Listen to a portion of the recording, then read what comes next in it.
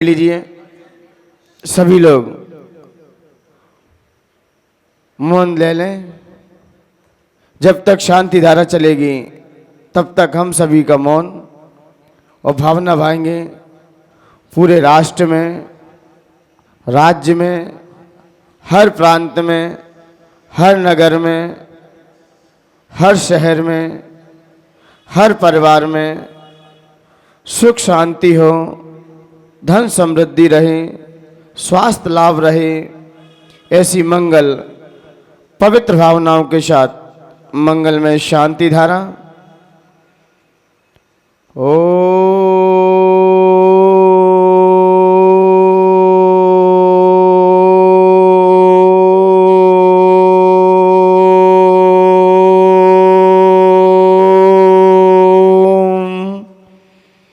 नमः देव्याः।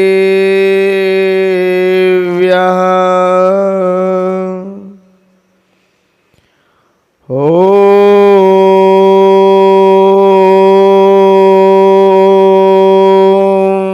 नमः देव्याः। ॐ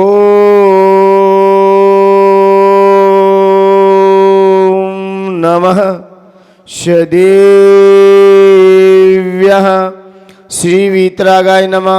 ओम नमो रते भगवते श्रीमते श्री पार्श्वती तंकराय द्वादश गण परमेश्वराय शुक्लध्यान पवित्राय सर्वज्ञाय स्वयंभू सिद्धाय बुद्धाय परमात्मने परम सुखाय त्रिलोकमही व्याप्ताय अनंत संसार चक्र परिमर्दनाय अनंत दर्शना अनंत ज्ञान अनंत वीर्याय अनंत सुखाय त्रिलोक वशंकराय सत्य ज्ञान सत्य ब्रह्मणे धरणन भड़ा मंडल मंडिताय ऋषि आर्यका श्रावक श्राविका प्रमुख चतुर्संगोप सर्ग विनाशनाय घाती ग्रम विनाशनाय अघाती ग्रम विनाशनाय परम पूज्याचार्य भगवंत गुरुवर श्री विनम्र स्वागत जी महाराज संघस्य श्री श्रीमान दीपक जी, पद्मा जी, सेठी नितिन जी, प्रियंका जी, दिव्या गर्वित समस्त सेठी परिवार से श्री श्रीमान संदीप कुमार जी योग्यता श्री श्रीमान सचिन जी भाग्यश्री एकांश आर्ची समस्त शौद्रविंद परिवार से श्रेष्ठ श्रीमान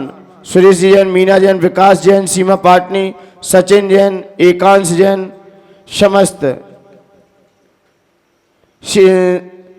समस्त साइन धारा देखने वाले सुनने वाले सब परिवार से अववादम अस्माकम चिंजिंदे विनिवंदे मित्रम चिंजिंदे विनिवंदे रतिकामम चिंजिंदे विनिवंदे रतिकामम चिंजिंदे विनिवंदे दोदम पापम वैरम च चिंजिंदे विनिवंदे सर्वोपसर्गम चिंजिंदे विनिवंदे सर्वविघ्नम चिंजिंदे विनिवंदे सर्वभयम चिंजिंदे विनिवंदे सर्वराजभयम चिंजिंदे विनिवंदे सर्वचोरभयम चिंजिंदे विनिवंदे सर्वदुष्टभयम चिंजिंदे विनिवंदे सर्वमृगभयम चिंजिंदे विनिवंदे सर्वात्मचक्रभयम चिंजिंदे विनिवंदे परमंत्रम चिंजिंदे विनिवंदे सर्वशूलरोगम चिंजिंदे विनिवंदे सर्वक्षयरोगम चिंजिंदे विनिवंदे सर्वकुष्ठरोगम चिंजिंदे विनिवंदे सर्वक्रूररोगम चिंजिंदे विनिवंदे सर्वघर्मारिम चिंजिंदे विनिवंदे सर्वगजमारिम चिंजिंदे विनिवंदे सर्वाश्वमारिम चिंजिंदे विनिवंदे सर्वगोमारिम चिंजिंदे विनिवंदे सर्वमहेशमारिम चिंजिंदे विनिवंदे सर्वक्षमारिम चिंजिंदे विनिवंदे सर्वपत्रमारिम चिंजिंदे विनिवंदे सर्वपुष्पमारिम चिंजिंदे विनिवंदे सर्वफलमारिम चिंजिंदे विनिवंदे सर्वराष्ट्रमारिम चिंजिंदे विनिवंदे सर्वदेशमारिम चिंजिंदे विनिवंदे सर्वेशमारिम चिंजिंदे विनिवंदे सर्ववेताल साग्निवयम चिंजिंदे विनिवंदे सर्ववेदनीयम चिंजिंदे विनिवंदे सर्वमोहिनीयम चिंजिंदे विनिवंदे सर्वकर्माष्टकम चिंजिंदे विनिवंदे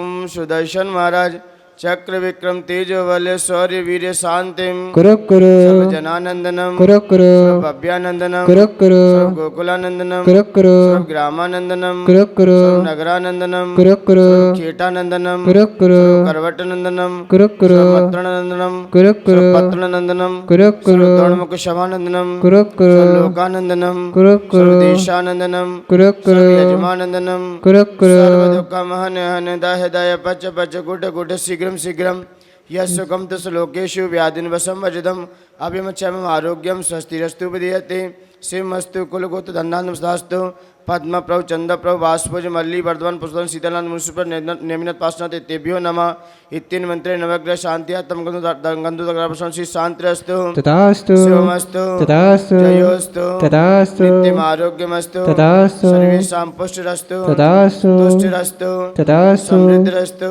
तथास्तु कल्याणमस्तु तथास्तु सुखमस्तु तथास्तु अभिवृद्धिरस्तु तथास्तु कुलगोत्रदण्डानुमस्तु श्री तथास्तु शतरम बल अब्बल आयु आरोग्य ऐश्वर्य अभिवृद्धिरस्तु तथास्तु ओम ह्रीं मरमणो संपूर्ण कल्याण मंगल रूप मोक्ष पुरुषार्थ भवतु ओम नमो भयवदु बड्डमनुष्य चक्रम ललितम गच्छै आयासम पायन लोयाणम भूयाणम जयवा वादेव थम्मणिव रणंगणिव रांगण मोहिनव सब जीव स्वतण अपराजित वध में रख रख स्वाहा ओम ह्रीं मरम झम वम वह पा अह मम सर्वामृत्युंजय कुरु कुरु स्वाहा ओम ह्रीं मरम झम वम वह पा अह मम सर्वामृत्युंजय कुरु कुरु स्वाहा ओम ह्रीं मरम झम वम वह पा अह मम सर्वामृत्युंजय कुरु कुरु स्वाहा ओम नमोर्ते भगवते श्रीमते प्रक्षिणा शेष दुष्कमसाय दिव्य तेजमूर्ते श्री शांतिनाथा शांतिकराय सर्व विघ्ननाशाय सर्व रोगाप्रतुमनाशाय सर्व परिकित शत्रुपतमनाशाय सर्व क्षामडामनाशाय ओम राम ह्रीं ह्रूम रम राश्याय नमः सर्वदेशस्य चतुर्वे संघर्ष तथा विश्वास तथा परम पूज्य आचार्य भगवंत गुरु श्री विनम्र सागर जी संघर्ष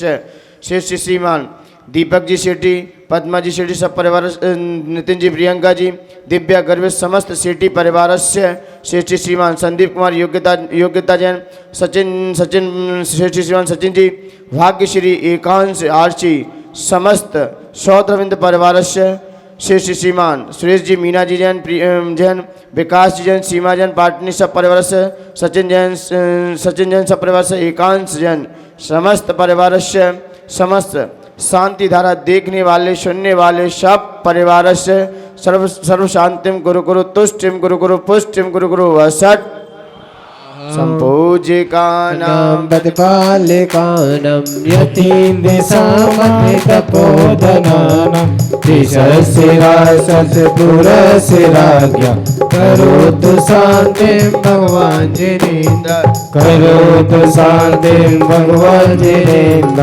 करोतु शान्तिं भगवान् जिनेन्द्र। बोलिए शांतिनाथ भगवान की। हरि कब आओगे कब आओगे, किसको बुला रहे हैं? नव देवताओं को। कहाँ विराजमान करना है? हृदय कमल पर, है ना? कि कब आओगे कब आओगे कब आओगे, और जिस्म से जान जुदा होगी क्या? कब आओगे तेरे ना हो जाए कहीं, तेरे ना हो जाए कहीं, तेरे ना हो जाए। कब आओगे कब आओगे, जिस्म से जान जुदा होगी क्या? कब आओगे तेरे ना हो जाए कहीं, तेरे ना हो जाए, तेरे ना हो जाए कहीं। हरिहंत सिद्धाचार्य पाठक साधु त्रिभुवन वंद, जिन्हें धर्म जिन आगम जिन्हें मूर्ति जिन ग्रह बंद, सब देवताएं मान जब हम सदा अर्चा कर, आह्वान तथा भेजा मन में तुम सरदार। रस्तारों का कभी काली घटा में, हीरा डाल कभी गहरी हवा में, बिजली चमकने लगी आंखें दिखाने, ना जाने कैसे कैसे बदले बसाने। बोलिए ओम ईश्वरन सिद्धाचार्य सर्व साधु जिन धर्म जिनागम जिन जति जिन चैतन्य संवत्सरियवतरवत संपुष्टवानम अत्र दृष्टि टाटा स्थापनम अत्र मम समेतम अवरुपसट सन्निधि कर्णम परिपुष्पांजलि क्षिपामि। चलिए पूजन करेंगे बड़ी भाव से। कर्पूर में स्थित खंड चंदन, देवता को निवारता कुमार पंकज बोध देवन, ताप तुलसी मारता। देवताओं की सदा जो सबसे क्षीरोदधि के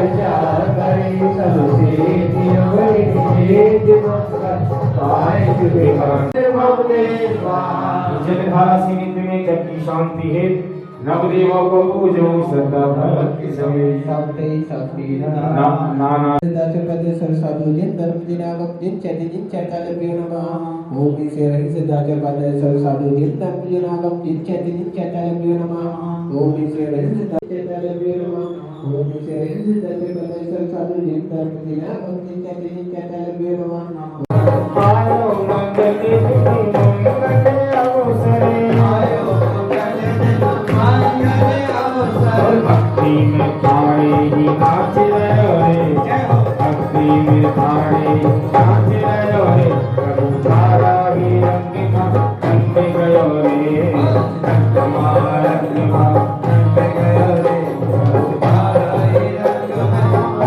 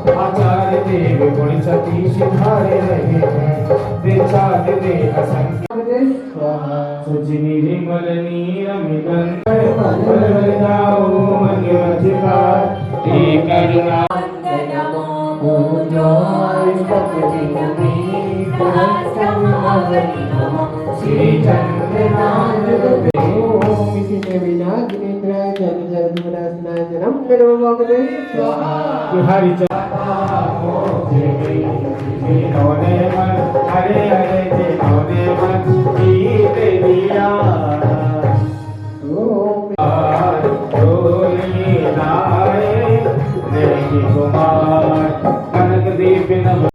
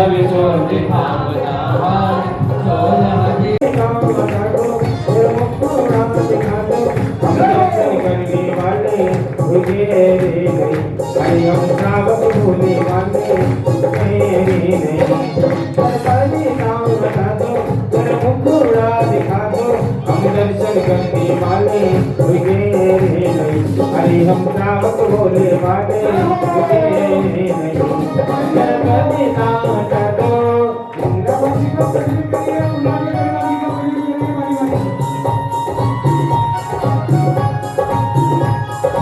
और ताली बजा लो, दीपक जला लो, और ताली बजा लो, हम भक्ति करने वाले कोई गैर नहीं, अरे हम श्रावक होने वाले कोई गैर नहीं, दीपक जला लो, ताली बजा लो, दीपक जला लो, ताली बजा लो, हम भक्ति करने वाले कोई गैर नहीं, अरे हम श्रावक बोले वाले कोई गैर नहीं, जल परिदान।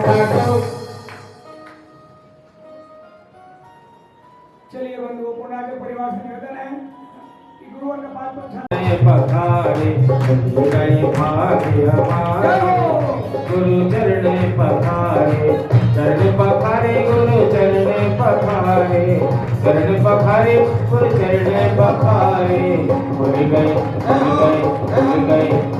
भाग्य हमारे, गुरु चरण पधारे, भूल गए भाग्य हमारे, गुरु चरण पधारे। जय हो तालियां।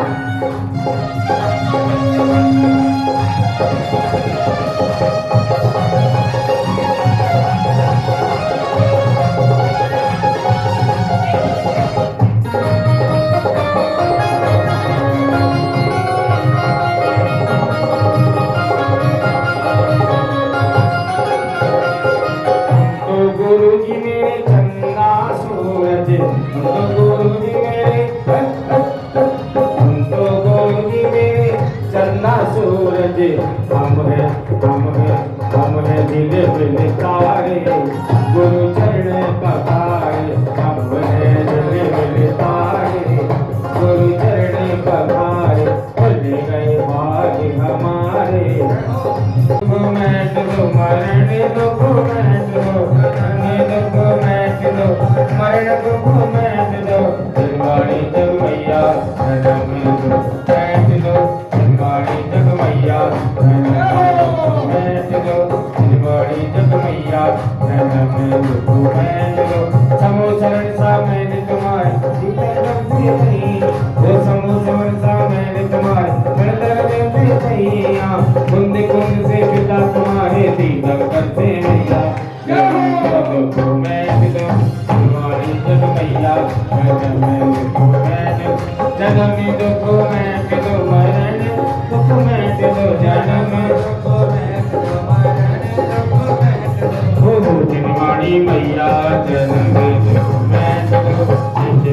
देव व्यक्ति का व्यक्तित्व कैसे पहचाने, आप कृपा समाधान कीजिए। व्यक्ति का व्यक्तित्व। ओम नमो अरिहंताणम, ओम नमो अरिहंताणम, ओम नमो सिद्धाणम, ओम नमो सिद्धाणम, ओम नमो आयर्याणम, ओम नमो आयर्याणम, ओम नमो वज्रायाणम, ओम नमो ओवधायाणम, ओम नमो लोहे शवशाहुणम, ओम नमो लोहे सब्बसाहुणम, ओम नमो लोहे शवशाहुणम, ओम नमो लोहे सब्बसाहुणम। आपने आपको आप में वर लिया, आपने आपको आप में वर लिया, चेतना को स्वयं में प्रखर कर लिया, चेतना को स्वयं में प्रखर कर लिया। वीतरागी प्रभु हे महावीर जिन, वीतरागी प्रभु हे महावीर जिन, आदिनाथ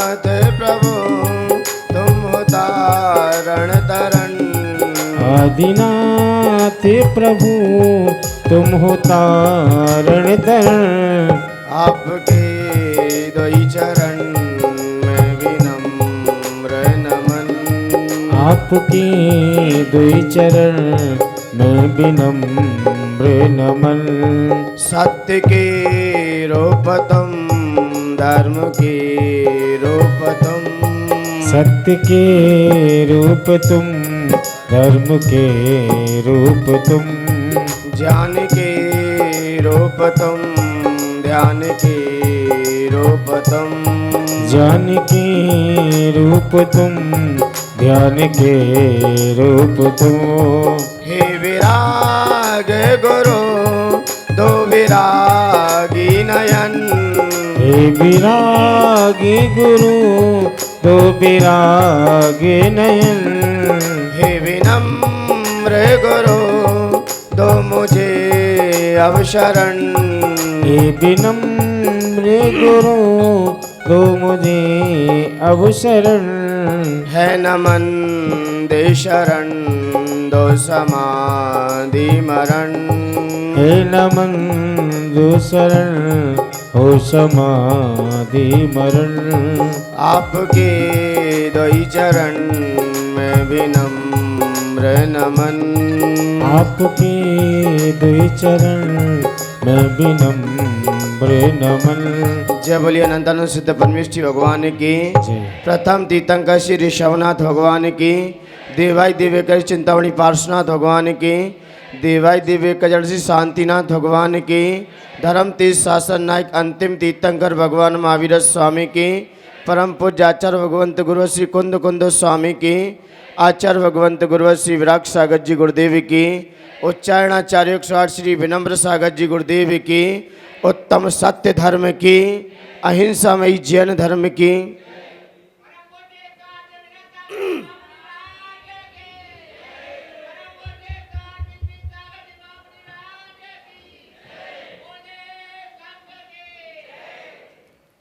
उत्तम सत्य धर्म आज का बड़ा ही पावन धर्म है, क्योंकि कुछ आदि दीपक होते हैं, कुछ अंत दीपक होते हैं और कुछ मध्य दीपक होते हैं। आदि दीपक का मतलब है पहले से ही आपको संकेत मिल जाएगा। पहला शब्द आपको सभी जगह लगाना है। जैसे कहा सम्यक दर्शन ज्ञान चारित्राणि मोक्ष मार्ग। अब सम्यक शब्द सब में चलेगा, ज्ञान में भी लगेगा, दर्शन में भी लगेगा और चारित्र में भी लगेगा। अंत दीपक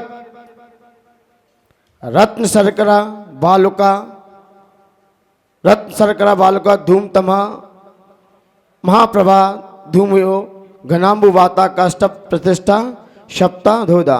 तो यहाँ पर प्रभा शब्द सब में चलेगा। वो रत्न शर्करा, रत्न प्रभा, शर्करा प्रभा, बालुका प्रभा, प्रभा शब्द अब सब में चलेगा। ऐसे ही ये अंत दीपक था, एक आदि दीपक था, अब आ रहा है मध्य दीपक। मध्य दीपक है उत्तम क्षमा मार्दा वार्जा शौच सत्य। अब सत्य सब में लगेगा। क्षमा कैसी होना चाहिए?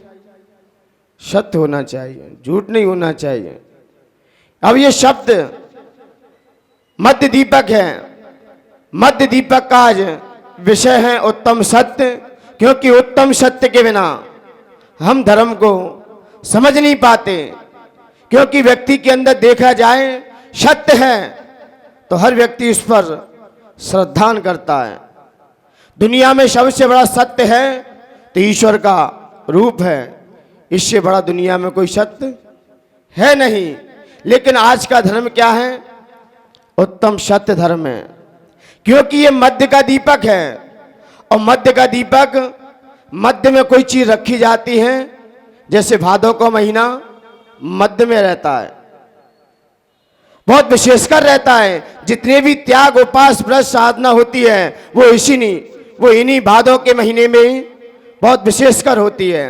उसी प्रकार स्वाध्याय में देखा जाए, आप कितना भी स्वाध्याय करते रहें, कितना भी पढ़ते रहें, लेकिन आपका बीच का अनुप्रेक्षा मजबूत है तो आपकी वाचना भी सार्थक है और प्रेक्षणा भी सार्थक है और आपकी आमना भी सार्थक है। धर्मोपदेश तो सार्थक है ही, लेकिन सबसे पहले हमें ध्यान कहाँ देना पड़ता है? अनुप्रेक्षा। इसकी अनुप्रेक्षा मजबूत है। आचार्य भगवंत कहते हैं उसका 5 प्रकार का स्वाध्याय अपने आप मजबूत हो जाएगा। जैसे मध्य में आपने पुष्प नैवेद्य को समझ लिया, पूजन का सार समझ में आ जाएगा।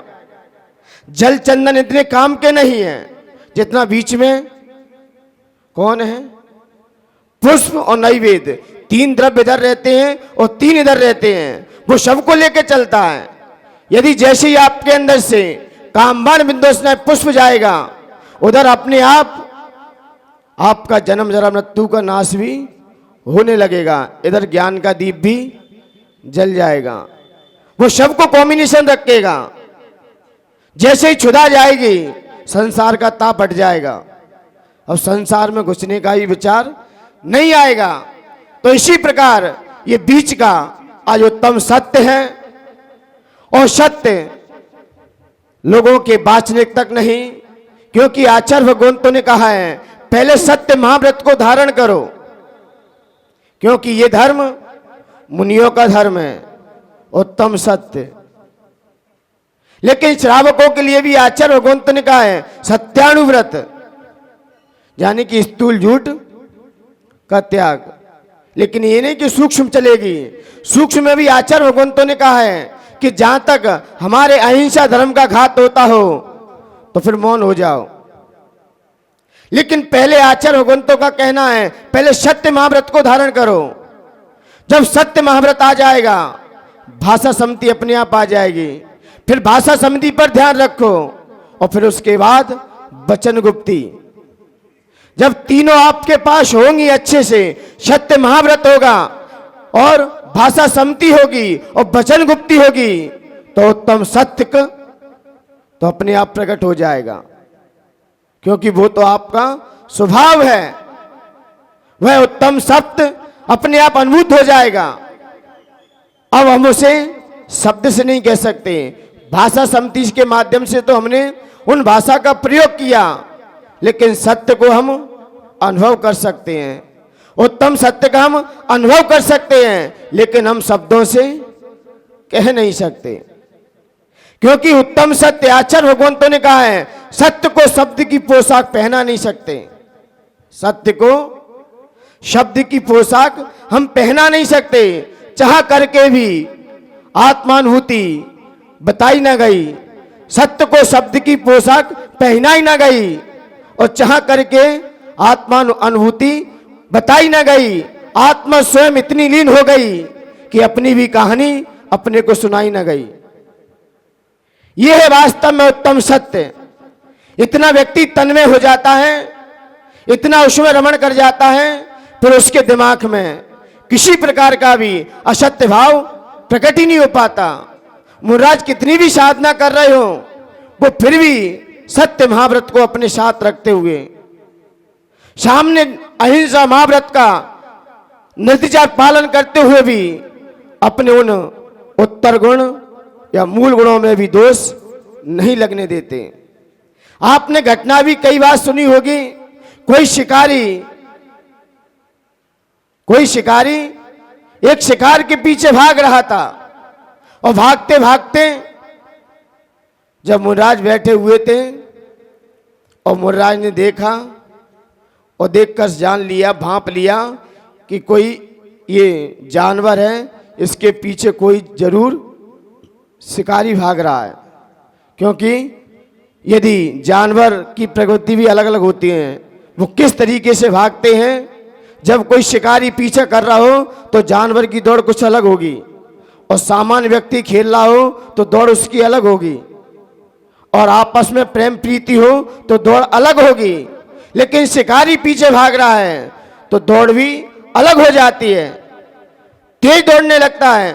तो जान लिया मुर्राज ने कि कोई शिकारी इसके पीछे भाग रहा है, और मुर्राज ने देखा, बस देखकर खड़े हो गए कि कोई शिकारी तो नहीं आ रहा है। देखा पीछे से शिकारी भी आ चुका, और मुर्राज से पूछा हे वन देवता, आप तो ये बताइए, कोई अभी जानवर यहां से निकला क्या? कोई हिरण यहां से निकला क्या? अब मुनराज क्या करें, क्या बोले अब? क्योंकि इधर महाव्रत है और इधर जीव की रक्षा भी है। तो आचार्य भगवंतों ने कहा है, जहां अहिंसा धर्म का पालन होता हो वहां झूठ भी सत्य है, और जहां पर जीव घात होता हो वहां सत्य भी झूठ है। तो मुनराज ने कहा कि जब से मैं खड़ा हुआ हूं तब से कोई जानवर नहीं निकला है, क्योंकि जब वो बैठे थे तब निकल गया, लेकिन उसके उपरांत वो खड़े हो गए। बस इतना कहा। क्या कहा? जब से मैं खड़ा हूं तब से यहां से कोई जानवर नहीं निकला है। अपने महाव्रतों की भी रक्षा हो गई और जीव के प्राणों का भी बचाव हो गया। इस प्रकार से मुनिराजों के शब्द होते हैं। कोई कहता है, महाराज जी आपको इस नगर पधारना है, आपको यहां चलना है, इसलिए मुनिराज वचन नहीं देते, प्रवचन देते। वचन ग्रस्त लोग देते हैं। आप लोगों ने दिए ना 7, अब कितने निभा रहे वो आप ही जानो। जो 7 वचन दिए कि नहीं दिए? और मुनिराज वचन नहीं देते, कहीं भी जाएंगे वचन नहीं देंगे, बस उभयात्मक कह देंगे। कोई कहेगा आपको यहां विहार करना है, गुरु आज्ञा, विचार करेंगे, कह नहीं सकते। क्यों? हव्याल कहा और कोई शरीर में कोई बीमारी पैदा हो गई, कोई अस्वस्थ आ गई, तो क्या कहेंगे लोग? क्या कहेंगे? क्योंकि राम राज्य में कहा गया, रघुपति रीत सदा चली आई, प्राण जाए पर वचन न जाए। इसलिए मुनिराज वचन नहीं देते, प्रवचन देते। उभयात्मक वचन कहते हैं, देखा जाएगा, आपके नगर की ओर विहार होगा, देखा जाएगा, अभी हम कह नहीं सकते। क्यों? वचनबद्ध हो जाएंगे, और वचनबद्ध हुए तो वचन निभाना पड़ेगा। फिर या तो वचन दो मत, और दिया है फिर आचार्य भगवंत कहते निभाओ, जैसे बने तैसे। क्योंकि रघुपति चली हमेशा चली आ रही है, इसलिए सत्य वचन का, महाव्रतों का धारण करते हुए आचार्य भगवंत कहते हैं कि शब्दों को तो हम पकड़ सकते हैं, शब्दों को तो हम पकड़ सकते हैं, हाथ से नहीं पकड़ सकते, लेकिन किसी यंत्र के माध्यम से हम पकड़ सकते हैं। हवा को हम हाथ से छू नहीं सकते, लेकिन गुब्बारे टू आदि के माध्यम से हम भर सकते हैं। लेकिन सत्य अनुभूत होता है, सत्य अनुभूत होता है। सत्य को हम ना कह सकते हैं। सत्य तो क्या है? उत्तम सत्य क्या है? ये तो हमारे आनंद की अनुभूति है, ये तो हमारे आनंद की अनुभूति है। क्योंकि सत्य हम, आप कहते हैं हम सत्य बोलते हैं, आपके बोलने से सत्य का कोई कॉम्बिनेशन नहीं है। आपने सत्य कहा, क्या अनुभूत करते हो? क्या आपने आनंद कहा, क्या आनंद की अनुभूति होगी? क्या आपने कहा मैं दुख, क्या दुख की अनुभूति होगी? क्या? तो कहने से नहीं, ये तो सत्य अनुभव में आता है। कोई सत्य बोले, कोई सत्य बोले तो ये मत समझना कि इसे गुण मिल ही जाएंगे, इसे अपने लक्ष्य की प्राप्ति हो ही जाएगी। क्योंकि एक सांसारिक सत्य भी होता है और एक आध्यात्मिक सत्य भी होता है। सांसारिक सत्य, जैसे किसी ने कहा ये नीम का पेड़ है और आपने कहा नहीं ये आम का है, जब पास में जाके देखा तो आम का पेड़ दिखाई दिया, इससे आपको क्या मिला? चाहे नीम का हो चाहे आम का हो, इससे आपको क्या मिला? फिर भी हम दृष्टिगोचर जो दिखाई देता है, सांसारिक सत्य यही मानता है, जो हमारी आंखों से दिखाई देता है वो सत्य है। लेकिन आचार्य भगवंत कह रहे हैं एक तीसरी आंख से भी सत्य दिखाई देता है, वही सत्य आपके कार्यकारी है। ये सत्य तो हमने जान लिया, समझ लिया, लेकिन समझने के बाद अनुभूत कितना कर रहे हो वो आपके काम का है। लोग कहते हैं मुझे झूठ पसंद नहीं है, मुझे झूठ पसंद नहीं है। क्या पसंद नहीं है? झूठ पसंद नहीं है। और जी किस में रहे हो? जी किस में रहे हो? किस में जी रहे सब लोग? झूठ में जी रहे हो, सत्य में जी रहे हो? और झूठ बोले, झूठ बोले, ये आपने सुना है कि नहीं सुना है? क्या कहते हैं? झूठ बोले क्यों? और कोई नहीं काटेगा? कौवी काटेगा क्या? ऐसा कौवे में क्या विशेषता है जो झूठ बोलने वाले को काटता है? और पक्षी नहीं काटेंगे क्या? इस कौवे को क्यों रखा गया? क्यों रखा गया कौवे को? ये शायद फिल्मी सॉन्ग है ना, झूठ बोले काले कौवे से। और फिर भी हम किनके साथ रहते हैं? किसके साथ रहते हैं? और रहते किसके साथ हैं? और लोग कहते हैं हमें झूठ बोलना पसंद नहीं है, हमें झूठों के साथ रहना पसंद नहीं है, झूठ बोलना ही मुझे पसंद नहीं है। और रहते दिन भर किनके साथ हो? अच्छे लोगों पे तो आप शक करते हो, क्या सत्य लोगों पे शक करते हो और झूठों पर विश्वास कर लेते हो। और फिर कहते हैं मुझे सत्य, मुझे झूठ पसंद नहीं है। सत्य पे तो आपको शक है, भगवान पे तो आप पे शक है, और अन्य लोगों पे आपको विश्वास है। और जिंदगी इसी में निकलती जा रही है, बढ़ती जा रही है। तो आचार्य भगवंतों का कहना है कि सत्य को एक बार समझ लो, एक बार अंदर से उसे मान लो, आज नहीं कल आप सत्य को भी प्राप्त कर लोगे, नहीं तो कौआ तो काटेगा, भव भव में काटेगा आपको। यहां तो बड़ा संकेत दे रहे हैं। मान्य पहले के जितने भी सॉन्ग चलते थे ये आध्यात्मिकता को लिए रहते थे। भले ही आप लोग कहीं भी लगा लो इन्हें, लेकिन जब कोई सिद्धांत का जानकार होता है, जब कोई आध्यात्मिक का जानकार होता है, वो इसमें सार निकाल लेता है, वो इसमें जीवन का सार निकाल लेता है। फिल्मी सॉन्ग जितने भी चले, कई सॉन्ग ऐसे हैं जो समय सार को लिए हुए बात कर रहे हैं। अगर तुम मिल जाओ जमाना छोड़ देंगे हम, अगर तुम मिल जाओ जमाना छोड़ देंगे हम, जमाने भर के रिश्ते सारे तोड़ देंगे। एक बार मिल तो जाए सत्य, हे प्रभु एक बार आपसे मेरा मिलन तो हो जाए, ये सारा संसार छूट जाएगा, छोड़ना नहीं पड़ेगा।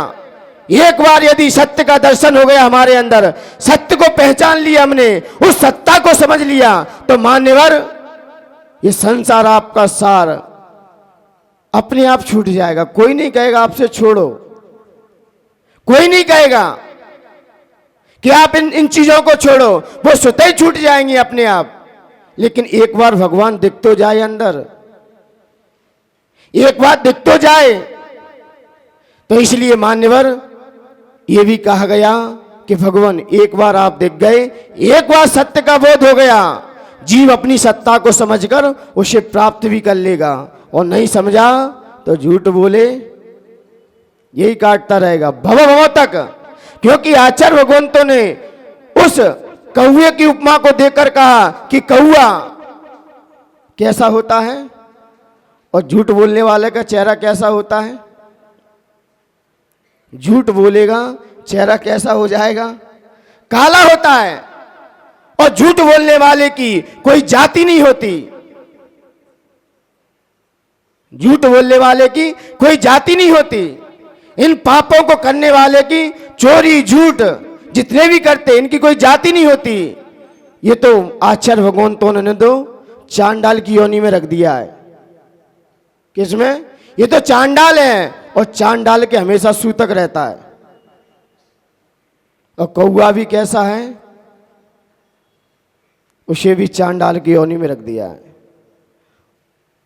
तो ये जान लो, इसलिए जो झूठों के साथ रहते हैं उन्हें तो कौआ डसता ही रहेगा। इसलिए मानवर पक्षियों में चांडाल की उपमा दी जाती है तो कौवे की दी जाती है। यदि मैना आपकी छत पर बैठ जाए और बोले कुछ, या कोयल बैठ जाए अपने स्वर के माध्यम से अपने वचनों को कहे, तो कोई नहीं कहेगा इसे भगा दो। और कौवा मिडिल में बैठ जाए तो कौवा मुंडेर पे आके बैठ जाए तो लोग क्या कहेंगे? किसे भगा दो, किसे भगा दो? कौए को नहीं, झूठ को भगा दो अंदर से। कौआ तो बहाना है, नहीं तो ये काटेगा। तो इसलिए मान्यवर, जब तक हम झूठ में जिएंगे, इसलिए आचार्य भगवंतों ने कहा है उस सत्य को स्वीकार तो करना ही पड़ेगा। उस सत्य को प्राप्त किए हुए जीव अपने अंदर की सत्ता का अवलोकन भी नहीं कर सकता। और मान्यवर, सत्य को पाने के लिए लोगों ने कितने भव निकाल दिए। उस सत्य की सत्ता को समझने के लिए दुनिया में जितने भी जीव आए सब सत्य के पीछे भगे, लेकिन किसने कितना प्राप्त किया ये तो उनके कर्मों की बात रही, लेकिन सत्य के पीछे सब भगे। और जो सत्य के पीछे भगा है, लोगों ने उनकी ही टांग खींची है। असत्य के पीछे दौड़े, उनकी टांग कोई नहीं खींचेगा। यदि कोई लड़की आर का बनने के भाव रखे तो सब लोग टांग खींचेंगे। अदर कास्ट के साथ भग जाए तो सब मोल ले लो, सब बात किसी को लीक ना हो जाए, हवा ना लग जाए, किसी को हवा ना लग जाए। क्यों? सत्य की तरफ कोई भागता है तो हर किसी की टांग खींची गई है, हर कोई खींचता है। और कहीं असत्य पे चली जाए तो मौन और ले लेते हैं, बोले अब क्या करें, अपनी ही तो है। तो सत्य पे टांग हमेशा खींची गई है। आज की पद्धति नहीं है, ये तो पुरानी चली आ रही है। सुकमाल मुनि की क्या खींची नहीं गई थी? सुकमाल मुनि निकले, क्या नहीं किया लोगों ने? सत्य की राह पे कोई चलता है, क्योंकि रामचंद्र जी भी उस सत्य को पाने के लिए कितने भव लग गए। पार्श्वनाथ ने उस सत्य को समझने के लिए कितने भव लग गए। सत्य को किस भव में समझा और फिर सत्य धर्म को कब प्रकट करके दिखाया, कितने भवों तक सामना करना पड़ा। इसलिए मान्यवर, ऋषभदेव को भी हजारों वर्ष लग गए उस सत्य को समझने के लिए। इसलिए मान्यवर, सत्य के खातिर लोगों ने ना जाने क्या क्या नहीं किया है। उस सत्य के खातिर लोग कहते हैं मेरे प्राण चले जाएं, लेकिन मेरा प्राण नहीं जाएगा, क्योंकि सत्य वचन बोल दिया है। कुछ भी हो जाए, राजा हरिश्चंद्र भी थे, सत्यवादी थे। सत्य के प्रति उन्होंने क्या नहीं किया, सामना किया। उनके जीवन में ऐसी स्थिति आई, मुझे लगता है किसी राजा के जीवन में आई हो या ना आई हो, लेकिन राजा हरिश्चंद्र के जीवन में बहुत बड़ी सत्य घटना है कि राजा हरिश्चंद्र, उनका नियम था कि मैं सबको दानी है, जो भी आता लेते जाओ। और इतना दान दिया, इतना दान दिया कि सब बिच गया। और अंतिम में क्या हुआ, उनकी पत्नी को और बच्चे को नौकरी करनी पड़ी, और स्वयं भी नौकरी की। कहां पर नौकरी की? शमशान घाट में। राजा हरिश्चंद्र को शमशान घाट में, वहीं पर उन मुर्दों से जो अग्नि निकलती थी, उनसे ही भोजन पकाते थे। यह स्थिति आ गई। लेकिन घटना यह घटी कि बालक को बाग में खेल रहा था, तो वहां पर किसी सांप ने उस बालक को डस लिया। डसने के कारण जो मां थी, अब बेचारा बच्चा तो चला गया। ऐसा अवगत हुआ जब जलाने के लिए शमशान घाट में ले जाया गया, तो वहां पर राजा हरिश्चंद्र थे। उन्होंने कहा कि फ्री में कुछ ना कुछ तो राशि आपको देनी पड़ेगी।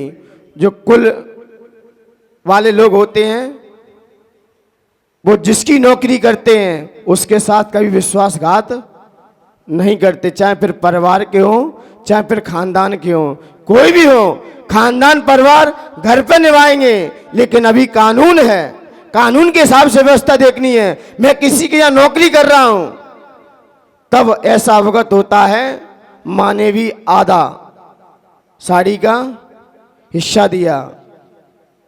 देने के बाद जब जलने की बारी आई तब कोई देव परीक्षा कर रहा था, क्योंकि सत्य की परीक्षा होती है, असत्य की कभी परीक्षा नहीं हुई। सत्य की परीक्षा होती है और सत्य की परीक्षा में यदि पास हो गए तो आप आगे क्लास में भी आपका एडमिशन हो सकता है। असत्य की कोई परीक्षा नहीं करता। परीक्षा किसकी होती है? जो पढ़ते हैं, लिखते हैं और अध्ययन करते हैं। और जिन्हें पढ़ना नहीं है, लिखना नहीं है, उनकी क्या परीक्षा करेंगे हम? उनकी क्या परीक्षा करें? तो परीक्षा भी आचार्य भगवंत कहते हैं कि परीक्षा भी धर्मात्माओं की होती है। और परीक्षा ये मत समझिए कि संकट आ गया है मेरे ऊपर। जब व्यक्ति पे परीक्षा आ जाए ना तो व्यक्ति क्या समझता है? उसका दिमाग करना ही काम बंद कर देता है। कब कब दिमाग करना काम बंद करता है? एक तो परीक्षा सामने आ जाए, और लड़का यदि किसी लड़की को देखने जा रहा हो, यहाँ उसका दिमाग काम करना बंद कर देता है। यहाँ दिमाग काम ही नहीं करता है। किस किस समय? ये सत्य है क्या असत्य है? बंटी भैया कह रहे सत्य है, क्योंकि यहां पर बिल्कुल दिमाग, क्योंकि सारे प्रश्न आते हैं और आते हुए जैसी परीक्षा हॉल में पेपर आता है वो कॉपी लिखने बैठते हैं, सब भाग जाता है। और जैसे पेपर दे के आते हैं और बाहर निकलते ही सब याद आ जाता है। ऐसे ही कोई लड़का लड़की को देखने जाए तो वहां सारा फेस उड़ ही जाता है उसका, कोई काम ही नहीं करता। और बाद में आता है फिर कहता है, बाद में कितनी बातें होती हैं फिर। और उस समय तो बस दो ही जगह, कितना ही व्यक्ति माइंडेड क्यों ना हो, वहां जाके स्विच ऑफ हो जाता है। ये प्रगति की व्यवस्था है। तो आचार्य भगवंत ने कहा जब तक आप परीक्षा नहीं दोगे, और धर्मात्मा की परीक्षा हुई है, कभी अधर्मात्मा की कोई परीक्षा नहीं हुई। और परीक्षा भी की है तो अपने लोगों ने ही की है। पासनाथ की परीक्षा की तो उनके भाई ने ही की, क्योंकि अपने को गिराने वाले अपने ही होते हैं। रावण की परीक्षा हुई, किसने दी? विभीषण, क्योंकि राम असत्य पे चल रहे थे। और भी ये श्री कृष्ण सत्य पे जिए, सत्य पे रहे, लेकिन उनके सामने कौन खड़े रहे? कंस खड़े रहे। उनके ही मामा थे, उनके मामा ही थे। भगवान महावीर स्वामी भी सत्य पे चले, और उनका ही जाति का स्थाणु नाम का रुद्र हमेशा उपसर्ग करता रहा। और भी है सती सीता सत्य पे चली। परीक्षा किसने ली? उनके ही परिवारजन ने, उनके परिवारी लोगों ने। मीरा को भी सत्य पे चली। मीरा सत्य पे चलने के बावजूद भी उनके ही देवर ने जहर दिया। वो तो भक्ति थी, आगे आ गई। रामचंद्र जी भी सत्य पे चले। 14 वर्ष का वनवास किसने दिया? जितने भी इतिहास उठा के देखे जाएं, अपने को गिराने वाले अपने ही होते हैं। बड़े पुण्यशाली हैं जो उठा जाए, कोई छोड़ा किसी ने नहीं है। सबने अपने अपनों ने ही परीक्षा की है, लेकिन वो विद्यार्थी, वो परीक्षार्थी अपने आप में मजबूत रहे और आगे निकल गए, आगे बढ़ गए। वो जानते हैं कि संघर्ष तो करना ही पड़ेगा, क्योंकि जिन्होंने परीक्षा दी उन्होंने आगे चल के अपनी सफलता को हासिल करके अपने लक्ष्य को भी प्राप्त कर लिया। हमारा कहने का अभिप्राय यह है कि जितनी भी परीक्षा हुई हैं सब सत्यवादियों की हुई हैं, जो सत्य पर चले हैं उनकी परीक्षा हुई है। क्योंकि दिल के छाले झुलसते हैं सीने की आग से, अपने घर में आग लगती है अपने ही चिराग से। अपने ही चिराग हैं जो घर को जला डालते हैं। इसलिए मान्यवर, कभी असत्य की परीक्षा ही नहीं हुई, ना वीरप्पन की हुई, ना ही फूलन देवी की हुई, और ना ही कंस की हुई। इनके पीछे कोई नहीं था। अब इनकी क्या परीक्षा करें? ये खुद ही असत्य में जी रहे हैं। दुर्योधन, लादेन, जरासंध, कई ऐसे हुए जो असत्य में जिए, इनकी किसी ने परीक्षा नहीं की। लेकिन जो सत्य पे चलते हैं, जो सत्य की खातिर आगे बढ़ जाते हैं, लोग उनकी परीक्षा करते हैं। इसलिए मान्यवर, सत्य परेशान हो सकता है लेकिन पराजित नहीं होगा। सत्य परेशानी सहन करेगा, संघर्ष करेगा। सत्यमेव जयते, सत्य की विजय होती है। क्योंकि शुरू में सत्य परेशान महसूस करता है, इतनी परेशानी आती है। जैसे ही सत्य महाव्रत आता है, जैसे ही हम सत्य की राह पे चलते हैं, तो कोई ना कोई परेशानी हमारे जीवन में स्वतः ही खड़ी हो जाती है। हम लाते भी नहीं हैं। आपने कोई नियम लिया, संयम लिया, परीक्षा सामने आ जाएगी। अभी आप नियम ले लो कि मैं सोच कर भोजन करूंगा, क्या सोच कर भोजन करूंगा, और जैसे ही लोग नियम, तत्काल बाल मुड़ाए ओले पड़े। ये सत्य है। जैसे ही आप कोई नियम लोगे कि मैं अब सोच के भोजन करूंगा, और ये नियम ले लो कि आज मैं टमाटर को कभी याद नहीं करूंगा, टमाटर को कभी याद नहीं करूंगा। मुझे लगता है वैसे आप नहीं नियम लेते तो टमाटर याद में भी नहीं आता, और नियम ले लिया है। अब बार बार याद आ रहा है, बार बार आएगा। ऐसे जैसे कोई नियम लेता है, आचार्य भगवंत ज्ञान सागर जी गुरुदेव क्षुल्लक अवस्था में क्या नहीं हुआ, इतने अंतराय 22, 23, और ब्रह्मचारी अवस्था में कोई अंतराय नहीं। और जैसे ही पीछे हाथ में आई, वैसे ही संघर्ष भरा जीवन आ गया। ऐसे ही रामचंद्र जी के जीवन में जब तक वो अपने राजघराने में रहे, गुरुकुल में रहे, तब कोई संकट नहीं आया। और संकट कब आना चालू हो गया? जैसे ही किसका संपर्क लिया, किसका संपर्क लिया? जैसे ही कहां पर? स्वयंवर में। कौन हाथ लग गया? सीता आई तो सबसे पहला उपसर्ग में ही हो गया, वो परशुराम से भिड़ गए। परशुराम ऐसे महापुरुष रहे हैं जीवन में अपने, उन्होंने क्रोध से ही सबको निहारा है। सबसे ज्यादा क्रोध की दृष्टि से देखा जाए तो परशुराम का नाम आता है। वो किसी पे गुस्सा करते थे लेकिन क्षमा किसी से नहीं मांगी उन्होंने। लेकिन एक पहला उदाहरण मिलता है जिन्होंने रामचंद्र जी लक्ष्मण से क्षमा मांगी है, और किसी से क्षमा नहीं मांगी, क्योंकि वो समझ गए ये बलशाली हैं, ये बलशाली हैं। लेकिन जैसे ही संघर्ष भरा जीवन आ गया, ऐसे ही जब तक व्यक्ति अकेला रहता है, अकेला रहता है। बेटियां घर में कैसी रहती हैं? कैसी रहती हैं? राजकुमारी।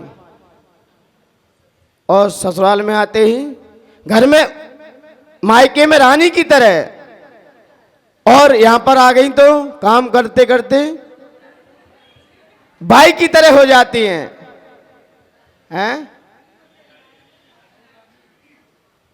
घर में आते ही लक्ष्मी का रूप ले लेती हैं। जैसे ही कहते घर में क्या आ गई? लक्ष्मी आ गई। और फिर काम करते करते क्या हो जाती हैं? और फिर सामने वाले को क्या समझती हैं? अंग्रेज है, और बिना तलवार के ही बाहर करती हैं। और फिर कहते पति अंग्रेजी पीना शुरू कर दिया। अब क्या करें? तो ये रूप है इनका। तो आचार्य भगवंत कहते हैं कि यहां पर हमें उस सत्य को, आचार्य भगवंतों ने कहा कि उस सत्य के लिए लोगों ने क्या क्या नहीं किया। अभी जिज्ञासु का प्रश्न था, क्या प्रश्न आया? व्यक्ति का व्यक्तित्व कैसे पहचाने, कि व्यक्ति कैसा है? हम कैसे जाने कि व्यक्ति का परिचय हम कैसे जाने? तो आचार्य भगवंतों का कहना है कि मुंह जबान एक दुकान की तरह है। किसकी तरह है? दुकान की तरह है, बंद दुकान की तरह है। दुकान बंद हो और मुंह बंद हो तो पता नहीं कर सकते कि दुकान में क्या माल भरा है, कोई नहीं पता कर सकता। लेकिन खुल जाएगी सब पता चल जाएगा। दुकान जब तक नहीं खुली है तब तक किसी को नहीं मालूम कि क्या सामान भरा है, और दुकान खुलते ही पता चल जाएगा कि दुकान हीरे की है कि कोयले की है, दुकान किराने की है कि लोहा की है कि भंगार की है, किसकी है? जब तक दुकान खुली नहीं है तब तक किसी को नहीं मालूम। ऐसे ही जब तक जबान बंद है तब तक किसी को नहीं मालूम कि आप क्या हो, और जैसे ही जबान खुलेगी पता चल जाएगा कि आप हो क्या, आपके अंदर क्या है, कितनी क्वालिटी है आपके अंदर। जबान से ही पता चल जाता है। इसलिए हो मिठास गरवाणी में, प्रीति बड़े हर प्राणी में।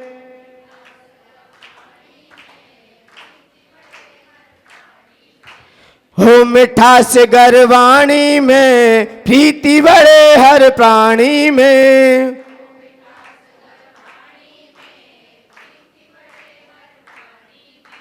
यही कहा जिन वाणी में, यही कहा जिन वाणी में।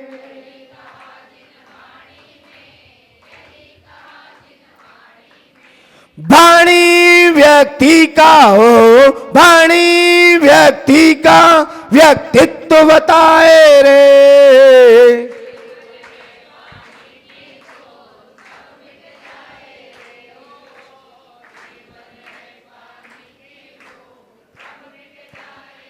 वाणी ही व्यक्ति का व्यक्तित्व बताती है। वाणी से सब पता चल जाता है कि व्यक्ति क्या है, व्यक्ति में क्या है। आप बस उससे बोल के देख लो। सबसे पहला इंप्रेस पड़ता है चेहरे का, लेकिन चेहरा पकड़ने के बाद व्यक्ति दूसरे नंबर पर देखता है वाणी। आप किसी के पास भी जाओगे, किसी दुकानदार के पास जाओगे, सबसे पहले क्या देखोगे उसका, फिर दूसरे नंबर पर। क्योंकि चेहरे तो जितने भोले चेहरे होते हैं ना उतने बारूद के। क्योंकि चेहरा तो एक बार धोखा दे सकता है, वाणी धोखा नहीं देगी। क्योंकि वाणी में जो अंदर होगा बाहर निकल के आ जाएगा। और जितने भोले चेहरे होते हैं ना उनके इतिहास बहुत गहरे होते हैं। इसलिए चेहरे पे कभी मत बनना। जितने चेहरे पे फिसलते हैं वो खुद डूब जाते हैं।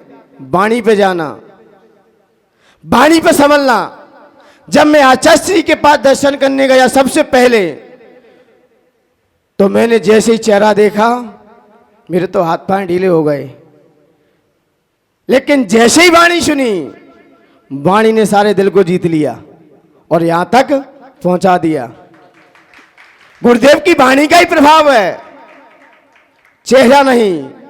क्योंकि जितने सुंदर चेहरे होते हैं वो दिमाग से पैदल जरूर होते हैं। दिमाग से अधिकांश, और साइंटिस्ट देखना, उनके चेहरे देखना, और दिमाग कहां भगता है उनका। जितना चेहरा सांसारिक की अपेक्षा से ज्यादा सुंदरता व्यक्ति को मार देती है, उसकी सुंदरता उसको ही मारेगी। इसलिए सुंदरता पे नहीं, वाणी पे ध्यान रखो। उससे बुलवाइए। जब कोई जाता है तो कहता है मुझे 2-3 बात करके देख लेने दो। लड़का भी लड़की को देखने जाता है तो पहले तो देखा दाखी होती है, फिर क्या कहते हैं लास्ट में, क्यों बात क्यों कर लेने दो। अब बात में क्या रखा है, देख तो लिया आपने, लेकिन नहीं। क्योंकि दुकान जब तक बंद है तब तक नहीं पता कि किसकी है। जैसे ही खुलेगी पता चल जाएगा कि माल क्या भरा है, इसमें कितनी क्वालिटी है माल में। वाणी जैसे ही खुलेगी सब खोल देगी आपकी। वाणी से ही व्यक्ति एक से दिखाई देते हैं। जब एक जन्म अंधा व्यक्ति एक मोड़ पर बैठा हुआ था, तो मोड़ पर बैठा तो एक व्यक्ति निकला राहगीर। उसने कहा, हे अंधे, आपने सेनापति, महामंत्री, राजा को यहां से निकलते हुए देखा है क्या? तो उसने कहा, सैनिक, नहीं देखा मैंने, यहां से जाते हुए मैंने किसी को नहीं देखा भी। वो चला गया। आगे सेनापति आया तो उसने कहा, सेनापति जैसे ही आया उसने कहा, हे भद्र पुरुष, आपने यहां से कोई निकलता हुआ देखा है क्या? तो उसने कहा, हे सेनापति, अभी यहां से कोई एक सैनिक निकल गया है। सेनापति जैसे ही आगे चला गया, आगे आते ही मंत्री जी आए। मंत्री ने कहा, हे सूरदास, हे सूरदास, हे दिव्यांग, आपने क्या कोई यहां से जाते हुए देखा है क्या? तो उस व्यक्ति ने कहा, अभी यहां से, हे भद्रजीव, हे मंत्री जी, अभी यहां से सेनापति और सैनिक दोनों निकल गए। अभी दोनों निकल गए हैं। जैसे ही वो भी चला गया, फिर जैसे ही राजा आया, राजा ने कहा, हे प्रज्ञा चक्षु, हे श्रवण, यहां से आपने किसी को जाते हुए देखा है क्या? तो उसने कहा, राजन, मैंने अभी 3 व्यक्ति आए, सैनिक थे, सेनापति था और मंत्री था, अभी तीनों निकल गए यहां से। जब चारों एक स्थान पे जाके मिले और बोले कि अपन तो चारों तो रास्ता भूल गए, और फिर चारों एक जगह कैसे इकट्ठे हो गए? अपन तो रास्ता भूल गए थे और चारों कैसे मिल गए? बोले, मुझे नहीं मालूम, रास्ते में एक बैठा हुआ था, वो सबको अवगत करा रहा, वो सबको अवगत करा रहा था। चारों को उसने मार्ग पे पहुंचा दिया, लेकिन कैसे कैसे पहुंचाया? बोले, मुझसे तो उसने, राजा का, उसे दिखाई भी नहीं दे रहा था। लोगों ने कहा, सैनिक ने कहा कि वो तो अंधा व्यक्ति था। तब राजन ने कहा, अंधा नहीं था। अंधा था, उसने मुझे राजा क्यों कहा फिर, जब उसे आंखों से दिखाई नहीं दे रहा है? मुझे राजा क्यों कहा? तब राजा ने कहा, अब उससे ही जाके पूछते हैं कि आपने कैसे मुझे पहचान लिया? तब जैसे ही उसके पास गए तो अंधे व्यक्ति ने कहा, राजन, आप मुझे कोई दंड मत देना, तो मैं बताऊंगा। क्यों? क्योंकि आपके देश के राजा हो, आप देश के राजा हो, मैं आपकी कोई चीज बताऊंगा, आप मुझे दंड मत करना। बोले, हाँ बिल्कुल कटिबद्ध हूं, वचन देता हूं आपको, आपको सुरक्षित रखूंगा। उसने कहा, राजन, भले ही हम इन आंखों से अंधे हैं, लेकिन तीसरी आंख तो मेरी खुली है। क्योंकि जितना व्यक्ति निम्न शब्द बोलता है, जो व्यक्ति बोल रहा था, हे अंधे, अब हे अंधे कौन बोल सकता है? अरे कोई आंखों से अंधा है, उससे अंधा मत कहिए सीधा, क्योंकि ये अंधा कह रहा है। जितने छोटे लोग होते हैं वो बड़ों के साथ रहते, अपने आप को ये समझते हैं हम बड़ों के मालिक हैं। नीचे के लोग जितने होते हैं ना, बड़ा इतना बड़े शब्द से बात करेगा। नीचे के लोग कितने हैं, वे अपने आप को 30 मार का समझते कि हमें ही है सब कुछ। फिर ये नहीं देखते कि हमें किस व्यक्ति से कैसे बिहेव करना चाहिए। वो अपनी ऐश्वर्य, अपनी संगति पर इतना गुमान कर जाते हैं, तभी ऐसे शब्द निकल के आते हैं।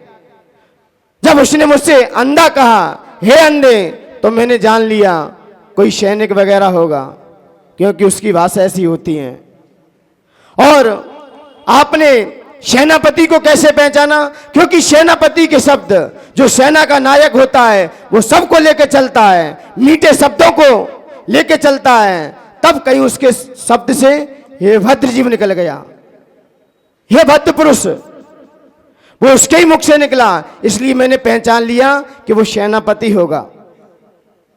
और आपने मंत्री को कैसे पहचाना? क्योंकि मंत्री ने मुझे दिव्यांग कहा और प्रधानमंत्री ने अपने सबको क्या दिया है? आंखों से अंधे उन्हें क्या बोलो? दिव्यांग बोलो। प्रज्ञा दिव्यांग बोलो, सूरदास बोलो। वो कोई मंत्री हो सकता है, क्योंकि जितना पद ऊंचा होगा शब्द भी अपने आप अच्छे निकल के आएंगे, अपने आप आएंगे। जैसे ही राजन सामने आया तो राजन ने मुझसे एक ही कहा, प्रज्ञा चक्षु। इतना बढ़िया शब्द। मैंने सोचा कोई ऊंचा व्यक्ति है, श्रेष्ठ व्यक्ति है, इसलिए मान्यवर वाणी से हमारे व्यक्ति का व्यक्तित्व पता चल जाता है। किससे? वाणी से। जैसे ही मुंह खुलेगा आपका सब कुछ पता चल जाएगा, सब कुछ पता चल जाएगा। इसलिए हमारे आचार्य भगवंत हमेशा यही संकेत कहते हैं कि जब भी बोलो हित मित और प्रिय वचन। ये वचन यदि सत्य तक आप बोलते रहे तो आप सत्य धर्म आपके अंदर प्रवेश कर सकता है। और आपको सत्य बोलना नहीं आया, हित मित प्रिय भाषण करना नहीं आया, तो आपके अंदर वो सत्य धर्म भी प्रवेश नहीं कर सकता। इसलिए मान्यवर सत्य जीवन का आधार है। सत्य हमारा जीवन का क्या है? आधार है, सत्यवादी है। आज सारा देश ये वचन पे ही तो चल रहा है, एक विश्वास ही तो है। लेन देन हो रहा है किसी का, एक वचन ही तो है। और दिया क्या है किसी ने किसका क्या लिया है और किसी ने किसको क्या दिया है, एक वचन ही तो है। दुकानदार ग्राहक को उधार सामान देता है, किसके बदौलत देता है? किसके खातिर देता है? एक वचन के खातिर। तो सत्य हमारे जीवन का क्या है? आधार है। और सत्य ही सभी धर्मों का सार है।